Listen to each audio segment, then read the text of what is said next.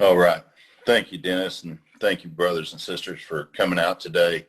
My name is David G., and I'm a grateful recovering alcoholic. I'm also a grateful recovering sexaholic. I have a sobriety date in both programs, AA of August the 8th, 1994, and SA of October the 1st, 2019. We've been discussing We Agnostics. We've been looking at step 2, which this chapter is completely devoted to. And one of the things that I thought for a long time when studying this chapter is they were really trying to change what the belief that we had about God. And I was very fearful of that growing up in the South. That's just one thing you did not do, was change who God was. And, after studying the chapter for some time through these years, I've come to learn that it's not any of that at all. And I think I've said this before is, we cannot change who God is, but we can change what our conception of God is.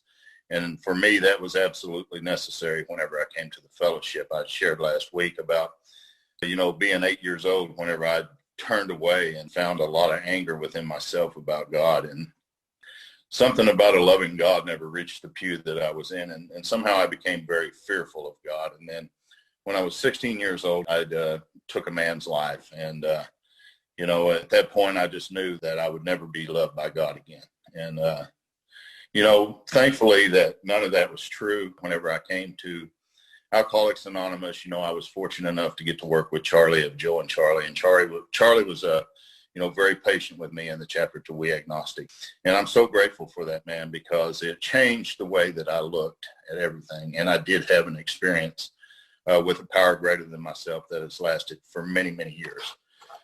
So we dropped off on page 47 last week, and that's where we're going to pick up this week. We're in the middle of the page there on page 47, and we're going to start right there where he says, we needed to ask ourselves but one short question. Do I now believe? Now, we have talked about the agnostic as someone who does believe.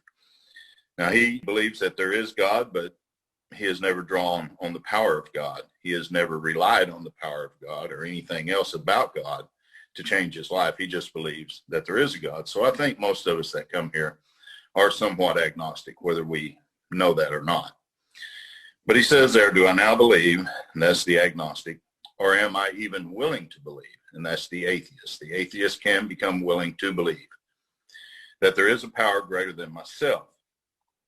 As soon as a man can say that he does believe, that's the agnostic, or he is willing to believe, that's the atheist, we emphatically assure him that he is on his way. And what a promise, to come in just spiritually dead. And I don't even really have to believe. I just need to become willing to believe that there's a power greater than myself. And the book tells me that I'm on my way to recovery if I can do that. It says we emphatically assure him that he is on his way. It has been repeatedly proven among us that up on this simple cornerstone, a wonderfully effective spiritual structure can be built. That was great news to us, for we had assumed we could not make use of spiritual principles unless we accepted many things on faith which seemed difficult to believe. My mother, I just love her to pieces. She's 81 years old now, and, she has been of the Pentecostal faiths in the South ever since I was a kid. And there's so many things there that I just could not believe and just would not believe. And I was very torn about that in the earlier years of my life, because I thought that, by turning from that, I turned away from God. And that was really torn by that. But there was a lot of things that they practiced and a lot of things that they believed that, as it said right here, it seemed difficult and it was just out of reach for me. But the next sentence here says, but when people presented us with spiritual approaches, how frequently did we all say, I wish that I had what that man has? And I've seen that in some of you people whenever I first came here. And I can remember coming to the program and I would see men who were men of faith and they seemed to have a good life going on. And I would say just what that said, I wish that I had what that man has. I'm sure it would work if I could only believe as he believes, but I cannot accept as surely true the many articles of faith which are so plain to him. So it was comforting to learn that we could commence at a simpler level. In 1994, I found myself in a treatment center for the third time. I had been, in and out for a long time trying to get sober in Alcoholics Anonymous. And that particular time I was there. And I can remember them really conning us into going to a church with them. And it was a little church there in southeastern Oklahoma. And I hated it. I just felt so uncomfortable and torn on the inside. I just did not want to be there. And so that evening, I sat back close to the door because I knew that as soon as that was over, I was out of there. I was gone. And so before that ended, they told us that we needed to walk all the way down around the front. They were going to anoint our heads with oil, and then they would let us go and we could go on out the door. And I can remember a lady falling to the floor and just really going into what I would call a seizure or something like that. And I can remember leaning over to my friend and asking him, what do you think's wrong with her? And he said, she's having a spiritual experience. So whenever I came to the program, and you guys told me that I was going to have a spiritual experience in order to recover, my mind automatically went back to that time. And I just thought, that's not going to happen for me. I might fall down like that when I'm drinking, but I'm never going to do that whenever I'm sober. So thank God, look at the very bottom of page 47, the very, very bottom. It says, please be sure to read Appendix 2 on spiritual experience. Please be sure, he says. And we did that a couple of weeks ago, so we won't go back and do that again. But the bottom of the page says, besides a seemingly inability to accept much on faith, we often found ourselves handicapped by obstinacy, in other words, fixed ideas, sensitiveness, and unreasoning prejudice, those old ideas that I came in here with. Many of us have been so touchy that even casual reference to spiritual things made us bristle with antagonism. And I can remember the first time that I stood in a circle and held hands with those beautiful people and they said the Lord's Prayer, it absolutely just about made me sick. I just thought, oh my God, now I see, now I know why I'm here. This is how they're going to present to me that I'm going to have to do these things in order to recover from this, and I'm just not going to be able to do it. Well, the next sentence helped me so much. This sort of thinking had to be abandoned. It's got to go. Though some of us resisted, and I did, we found no great difficulty casting aside such feelings. Faced with alcoholic destruction, and that's step one in this program, we soon become as open-minded on spiritual matters as we'd tried to be on the other questions. That's step two.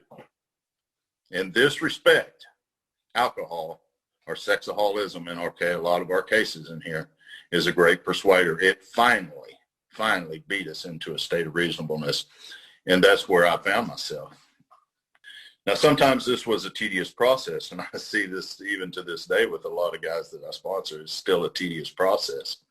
He says, we hope no one else will be as prejudiced for as long as some of us were. But the reader may still ask why he should believe in a power greater than himself. We think there are good reasons. Let's look at some of them. Now, the practical individual of today is a stickler for facts and results. Nevertheless, the 20th century readily accepts theories of all kinds, provided they are firmly grounded in fact.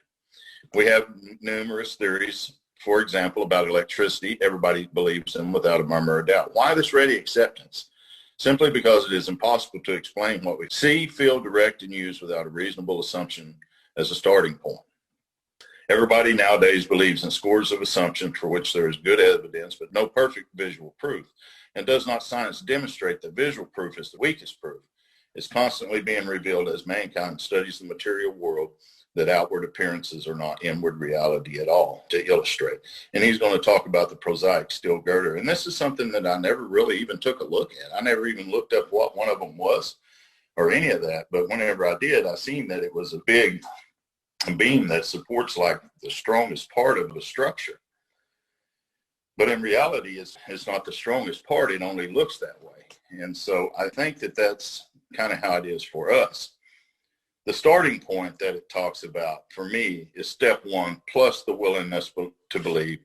And that really equals a reasonable assumption for me. He talks about it being a mass of electrons whirling around each other at incredible speed. Now, I had no idea that this was talking about my belief system. I just thought this was something that was pretty neatly written in the book. But as it turns out, this is going to very much apply to me. These tiny bodies are governed by precise laws, and these laws hold true throughout the material world. Science tells us so. We have no reason to doubt it. When, however, the perfectly logical assumption is suggested that underneath the material world and life as we see it, there is an all-powerful, guiding, creative intelligence. And thank God that I've come into contact with that now, not at that time. At that time, what he's going to say in the next sentence is exactly what happened. Right there, our perverse streak comes to the surface, and we laboriously set out to convince ourselves it didn't. So we read wordy books, and I would do that. I would read all these different books. In fact, I would read this book, and I would indulge in windy arguments with people thinking that we believe this universe needs no God to explain it. Whenever I first got into SA, and I got onto the WhatsApp group, I found myself starting to fall back into some of that old behavior where I wanted to argue with people about different things that were in the book. And thank God that didn't last very long. That lasted for years in AA, but over here it didn't last very long because it was like something inside of my spirit spoke to me and said, you know what, that's not important at all. We don't really care about opinions. We don't care about any of that.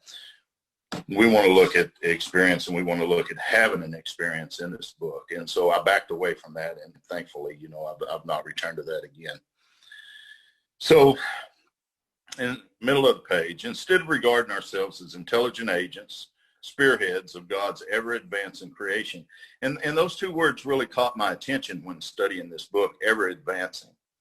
Now, if God's creation is ever-advancing, then it could be never-ending.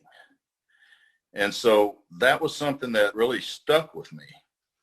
It said, we agnostic and atheists chose to believe that our human intelligence was the last word, the Alpha and the Omega, the beginning and end of all, rather vain of us, wasn't it? And right there is where I really used the set-aside prayer a lot moving through this chapter. Of course, the set-aside prayer is said many different ways, but the way we say it is, God, please set aside everything I think I know about you, me, the 12 steps, recovery, the program, living life, and especially spiritual matters, so that I may have an open mind for a new experience with all of these things. And I would say that prayer over and over and over as I was studying this chapter. And as we got over into the next couple of pages, it really began to open up to me. And I really began to experience this power greater than me that is inside of me, come to find out. And man, what an experience that I had as a result of going through this and being able to set aside those old ideas. And he's going to talk about it again here several times. He says, we who have traveled this dubious path beg of you to lay aside prejudice. There it is again, those old ideas, set aside what I think I know. Even against organized religion, I can tell you today, many years later, that I absolutely have a good relationship with organized religion today. I have a good relationship with a lot of pastors. I've been invited to speak at a lot of different pastor banquets over the years, and I've made good friends with them. I don't feel like, they're up here and I'm down here anymore, or I'm up here and they're down here. I feel like we're brothers walking the same road together. Although I don't accept a lot of their ideas, I find that I don't have to, and I don't have to argue about it either. What a beautiful relationship that's turned out to be. He says, we have learned that whatever the human frailties of various faiths may be, those faiths have given purpose and direction to millions. And I had to look at that with my mother's religion. Although I didn't agree with it and I talked so much crap about it, on the whole, I had to look at the direction that had given to millions of people who were lost. I've seen people with drug addiction and alcoholism come in and absolutely could not get it in a 12-step program, that went to those denominations and found their relationship with God and recovered. Some of them have many years of sobriety today. I think the power of God goes very deep, and who am I to say that there is no God? And pretty much that's what I was doing.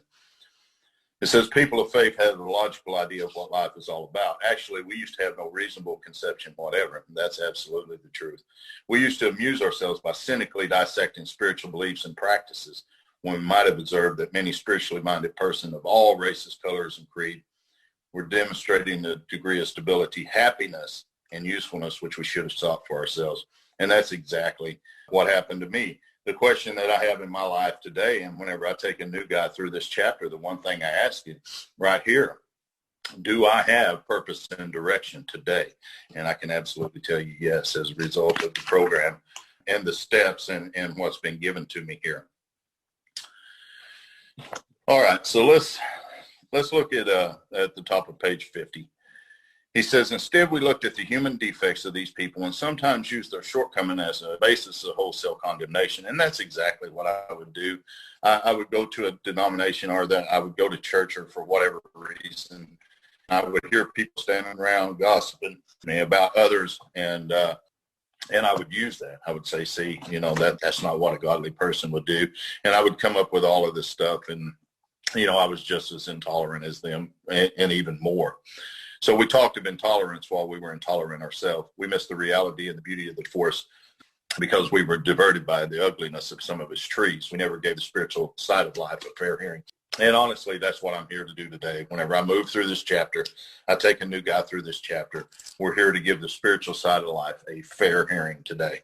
I want to approach this in a way that it's going to come out and the good for me, and it has. So in our personal stories, you will find a wide variation in the way that the teller approaches and conceives of the power, which is greater than himself. Here, that set-aside prayer comes in very handy again. Now, whether I agree with a particular approach or conception, that really doesn't make any difference. It doesn't matter. I'm not here to argue that today. Experience has taught us, and obviously they're talking about the first 100 people here. Experience has taught us that these are matters about which, for our purpose, we need not be worried. There are questions that each individual get to settle for himself. My wife is a very devout Christian, and she's very, very strong in her faith. And there are certain things that I don't agree with. And, there were times that we would really get into a pretty heavy argument about these things.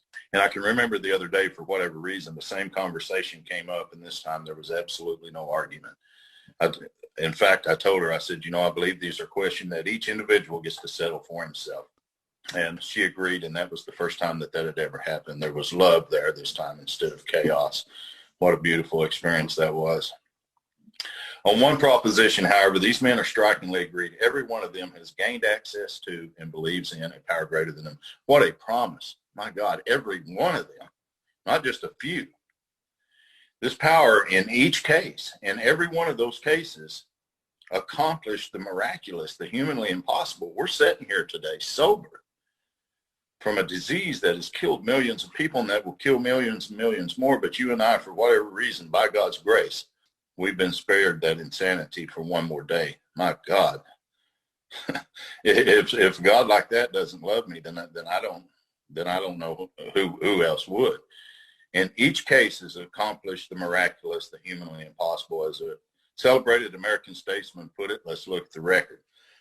Now, here are thousands of men and women, worldly indeed, and we could say that about ourselves. But we could also say this. They flatly declare that since they have come to believe in a power greater than themselves, step 2, to take a certain attitude toward that power, step 3, and to do certain simple things, steps 4 through 12. Now, if I will do that, here's what will happen for me. There has been a revolutionary change in their way of living and their thinking. Not that I just got sober. Remember what Dr. Carl Jung said to Roland Hazard back over on page 27. The book here says, in the face of collapse and despair, now we know that that's the second half of the first step. In the face of total failure of their human resources, that they found a new power, peace, happiness, and sense of direction flowed into them. My God, what a beautiful promise. Here's a guy that didn't even believe, who had went to church and left the church as an 8-year-old boy, walked away with hate in his heart, and swore to never turn to God again. I come in, I accepted my powerlessness. I looked at the first step. I seen that I was powerless for 2 reasons, not one. Once I put it in my body, I can't stop. Once I take it out, I can't stay stopped because of the mental obsession. I always return to acting out over and over. My life is unmanageable. I hate God. I hate people. And the next thing you know, this happens to me, what he's talking about right here. This experience takes place in this second step. We found that a new power, peace and happiness and sense of direction flowed into them. But there is a condition, and here it is. This happens soon after they wholeheartedly. And if there's anything that I could tell my guys that I sponsor today, that wholeheartedly is going to be the requirement, not half-heartedly. Wholeheartedly made a few simple requirements. In other words, steps 3 through 12. Once confused and baffled by the seemingly futility of existence, they showed the underlying reasons why they were making heavy going of life. leaving aside the drink question, they tell why living was so unsatisfactory. And we see today that that's the unmanageability, the second half of step one.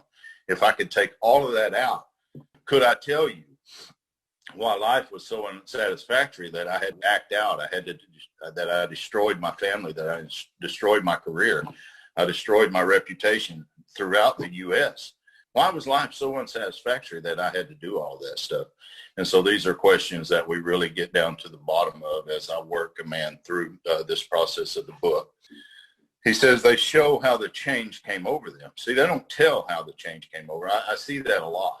In the program, a lot of people want to tell people how to do it, but I think this is a program of where we show people how we recover, not tell them. When many hundreds of people are able to say that the consciousness of the presence of God is today the most important fact of their lives, they present a powerful reason why one should have faith. My God, what a promise. And I can tell you today, sitting here now, that the consciousness of the presence of God today is the most important fact of my life. It's the most beautiful part of my life. And it's something that I absolutely would not trade for anything. It's made all my other relationships possible to be a part of today. And I'm learning the things that underlie the surface there with my sexual addiction. And man, it's just become so clear to me why I was so sick. But more than that, that if I will do these few certain things, that I can get better. And the day at a time I can recover. He says this world of ours has made more material progress in the last century than all the millenniums which went before. Almost everyone knows the reason. If I were to ask you, do you know the reason? Could you answer that question? I know for me, I was asked to stop and take a look at that question for a little bit. Why would it be that we made more material progress in the last century than all of them before? Because they say they had the same intellect, is what the book is going to tell us. In fact, he says right here in the next sentence, students of ancient history tell us that the intellect of the men in those days were equal to the best of today. Well, if that be the case, why is it that we were able to move so far ahead of them? I think the book is going to explain that for us. Yet in ancient times, material progress was painfully slow. The spirit of modern scientific inquiry, research, and invention was almost unknown. And I think that was a big part of it. More so, I think it is this. In the realm of the material, men's mind were fettered with superstition, tradition, and all sorts of fixed ideas. And I think whenever we come in here and we begin to work the program, and somehow if we're not moving with these steps pretty rapidly and going through them with the sponsor and doing the things that we're asked to do out of this book and the different materials that we work through, I think that our minds can become fettered by superstition, tradition, and all sorts of fixed ideas. In other words, I can start moving backwards. And that's happened to me many times, actually, in the program, and I was sober. So some of the contemporaries, it says, of Columbus thought around Earth preposterous, and others came near putting Galileo to death for his astronomical heresies. And if you've never heard Joe and Charlie speak about Columbus, I really encourage you to get the tapes and do that. I mean, they give such a beautiful example of a rough and tough guy here who lived in a world where everybody thought that the earth was flat. In fact, they felt if you sailed out there so far that you went off the end of the earth and you never came back. And Charlie always said that he felt that one of the reasons they believed that because a few people had went out there and they never came back. But here was a guy who stood there and defied what everybody else believed. He said, I do not believe that the world is flat. I believe the world is round. And I believe that, you could take this many ships and you could go so far west and you could end up going east. And, but he just had a belief. And as long as he stood there on that seashore every day telling them what he believed, that really meant nothing. And that's how it is for you and I when we come into this program. It really means nothing. I mean, we can talk about our beliefs all day long. But if there's no action behind our beliefs, then it's just a belief. And for me, that's always just been worthless. I believe many things, but without any action, it's no good. And so one day he made a decision. He decided that he was going to go to the king. He was going to try to secure the money to get so many ships to do all of these things. And he was going to set out on this adventure. However, the king denied him the money, and he ended up going to the queen of another country, and he got the money that was funded to him to do this. But there again, he believed, he had made a decision, but he took no action. It wasn't until he took action that he got results. And we know that as time went on, he discovered America, and the earth is round, come to find out, not flat. But, it was a process, not an event. So I believe I make a decision and I act based on that decision. And when I do that, I begin to get results. And that's what's going to happen to us in these upcoming steps. We're asked to believe that a power greater than ourselves here can restore us to sanity. In step 3, we're going to be asked to make a decision the same way he did there. But as long as we make that decision, we don't take any action based on that decision. It's still just a decision. It's no good. In fact, the elders of the Choctaw community, I'm native here in Oklahoma, the part that I live in, and we're very big into ceremony and different things. And I can remember the elder asking me one time, because we were talking about this, and he said, "Son, you got 3 frogs that is sitting on a log, and one decides to jump in the water. How many do you have left on the log?" And I said, "Well, of course, you have 2. And he said, "No, son, you have 3. You see, he just decided to jump. He didn't take any action and jump." And at that time, it was like this opened up to me in a way that I'd never experienced before. I was sitting there, I'd made a decision, but I hadn't taken any action. And as soon as I began to take action, what's described at the bottom of page 50 that we just read a few minutes ago is exactly what began to happen for me. So beautiful stuff, beautiful stuff. Bottom paragraph of 51, we had to ask ourselves this: are not some of us just as biased, in other words, the prejudiced, the prejudged ideas, and unreasonable about the realm of the spirit, as were the ancients about the realm of the material? Even in the present century, American newspapers were afraid to print an account of the Wright brothers' first successful flight at Kitty Hawk. Had not all efforts of flight failed before? And that's a personal question I could ask myself. Take away the airplanes, take all that stuff. Every time that I tried to have flight away from this disease, from my sexaholism, from my alcoholism, had it always failed before? Absolutely it did. Did not Professor Langley's flying machine go to the bottom of the Potomac River? And was it not true that the best mathematical minds have proved that man could never fly? And you know what? They had, but you know what? Again, they're wrong, because many of us have flown many times through the years. If I was to go see Dennis or one of you in another state, most likely my transportation is going to be flight. So just because that's what I was taught through those years, thank God that wasn't the final word on the experience that I ended up having with God. And I think that's what each of these examples is trying to show us here. So page 52. But in most fields, our generation has witnessed complete liberation of our thinking. My God, how beautiful would that be, to have complete liberation from my thinking on a daily basis? That's something that I've tried to attain for a lot of years. But it wasn't until I came to SA and I met the sponsor that I have now. And many of you heard him speak on Dennis's meetings on a few Thursdays ago, Steve D out of California. Really, I had never knew how to approach this until I met him, and we began to work together with what is called the present process moment. I've learned how in meditation to kind of detach from my thinking, and what a beautiful process that has turned out to be. I know that I have a long way to go with that, but I tell you, the fruits that I've got from that experience have been absolutely beautiful. And there are times when I can absolutely sit in silence, focus on the breath, detach from the mental, go within and take a look at what goes on inside of me, and come to find out there's a whole realm in there. My God, I never even knew it existed. And we're going to see in the next few pages that come to find out that's where this power is. And so he says, show any longshoresman a Sunday supplement describing a proposal to explore the moons by means of a rocket, and he will say, I bet they do it, maybe not so long either. And we have to remember that, the first rocket hadn't went to the moon at this time when this was written. And that would be almost like me saying, I'm going to get in my car here this afternoon and I'll fly over there where you're at, Dennis, and we'll have a conversation. I'll be back home before bed so I can get to work in the morning. It'd be almost like saying something like that.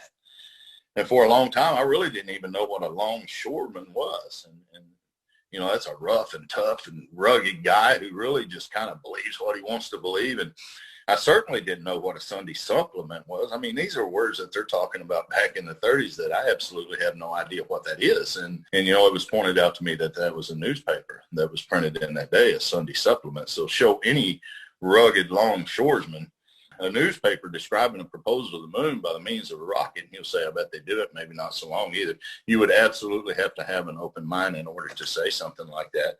But as it turns out, that's true. It says, is not our age characterized by the ease with which we discard old ideas for new? And for myself, I find that that was absolutely necessary for me. I had to do that whenever I came here. Those old ideas that I had when I came in that I had abandoned. When I showed up here, what I knew about God was what I had learned up to the time that I was 8 years old. I mean, by this time, I'm in my 30s. That doesn't work anymore. I have to discard old ideas for new. And he says, by the complete readiness with which we throw away the theory or gadget which does not work for something new which does. This cell phone that's in front of me right now, if it stops working for any length of time and I can't seem to get it fixed, this theory, this gadget, I'm going to throw it away. And I'm going to get something new, which does work. I'm going to do that with my automobile. I'm going to do that with most things in my life. Why is that so hard for me to do whenever it comes to my conception of a power greater than myself? And the answer has to do for me is fear. Fear blocks me because of what I was taught, of what I experienced. Now, I know not everybody has been through that. My wife absolutely grew up with the conception of a kind and a loving God. But you know what? Her life went south for a long time, too, for many years. And, she ended up in the program and got herself together and has many years of sobriety and recovery now. But there were some things that she will tell you that she had to disregard, some of the ideas that she had. And today, she absolutely has a great relationship with a power greater than herself. In fact, she has probably been the one person in my life that has showed me forgiveness, unlike anybody that I ever met, because a year ago, I was scared to death that I had lost this marriage forever, that it was gone. I was in a motel room down in Shreveport, Louisiana, doing a big book study conference with a guy that I do it with for AA. And we had been down there for 2 days, and I was in worse shape that I'd ever been because I knew disclosure was coming as soon as I came back to Oklahoma. I knew. And long story short is I ended up, well, she could tell that something was definitely wrong, and she already kind of knew, and it ended up, exposure came out that weekend, and it was the most terrible time I can remember having ever in my life, maybe other than when my son drowned, when I first got sober in AA. But, it was absolutely amazing to watch what has happened through the months. Not that there wasn't a lot of hurt, there wasn't a lot of shame, there wasn't a lot of guilt or any of that. But I can absolutely tell you that the forgiveness that she showed me was just unbelievable. Nobody had ever done that. And, today, almost a year later now, shy just a few weeks of a year, I can tell you today that our relationship is in the best place that it's ever been.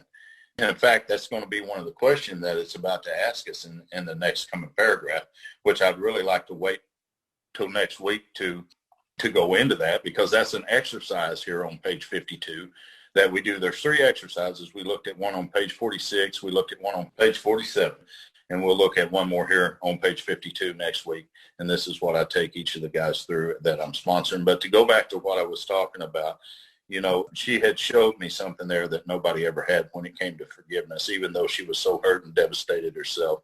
And I tell you that it takes a godly person to do something like that. So I'm more grateful for my relationship today with my wife than I ever have been in all these years. And I'm just so grateful for this book study and for you guys coming out and allowing me to read the book and share. I mean, you could be anywhere on a Sunday afternoon, but you came out for this, and I respect that, and I thank you so much. I'm absolutely not the sole authority of anything in the book of Alcoholics Anonymous. It's just a book that I've loved to study through the years, and I found a way, to apply it to recovery and to get sober in both programs. And man, and that's huge. when I came to SA, I thought that my experience with the big book wouldn't apply anymore. I figured it was gone. And man, what a shocker it was for me to get over here and see that you guys studied the big book. I was like, wow, this is awesome. And so, I've been able to sit in meetings with many of you. It's just a beautiful process. And so I'm so grateful to you guys. And there again, if I ever say anything in this book that your sponsor has told you something different, your sponsor is right, not me. I know that my sponsor is. Whenever he talks to me, I'm going to go by what he tells me. And that's been my experience with the book up to this point. Next week, we will finish up the chapter to We Agnostics. It'll absolutely show us where God is. And then we're going to move into how it works into steps 3 and 4. And there's going to be a lot of goodies there. That's where we're really going to begin to not only believe, but we're going to make a decision, and we're going to take action based on that decision, not only to get sober, but to recover. And that's what the whole process is about. So I want to thank you for letting me share today. I'm glad to be here.